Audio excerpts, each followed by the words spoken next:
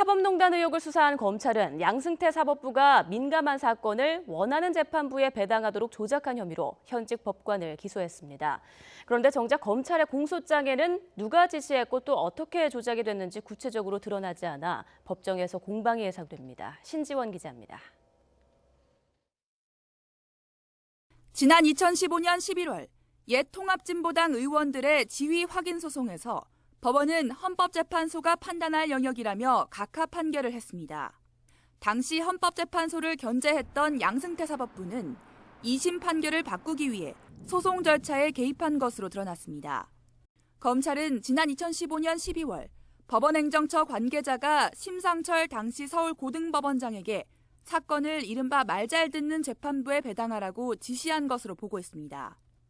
하지만 검찰이 작성한 공소장에는 행정처 관계자라고만 언급될 뿐 정확히 누구 지시인지는 빠져 있습니다. 지시를 내린 사람이 누구인지에 대해 관계자들의 진술이 엇갈린 겁니다.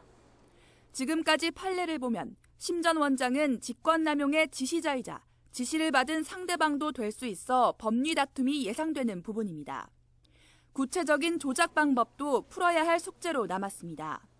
검찰 공소장을 보면 심 전 원장은 법원 예규를 무시하고 당시 행정과장 A씨에게 통진단 재판을 특정 재판부에 배당하도록 사건 번호를 미리 잡아놓으라고 지시했습니다. 이에 따라 A 과장이 사건 배당 담당 직원에게 지시를 전달해 미리 사건 번호를 정해놓은 정황까지는 확인됐습니다. 하지만 이 사건 번호가 실제 어떤 방법으로 만들어져 원하던 재판부에 배당됐는지는 아직도 밝히지 못했습니다. 사건 배당에 개입할 의도가 있더라도 어떻게 조작했는지 밝히지 못하면 법정에서 죄가 인정되기는 쉽지 않습니다. 검찰은 당시 전산 기록의 보존 기간이 만료돼 구체적인 조작 경위는 좀 더 확인할 필요가 있다고 설명했습니다. 법원은 그동안 재판 배당 논란이 있을 때마다 무작위 사건 배당이라는 내부 예규를 근거로 원칙적으로 해왔다고 강조해왔습니다.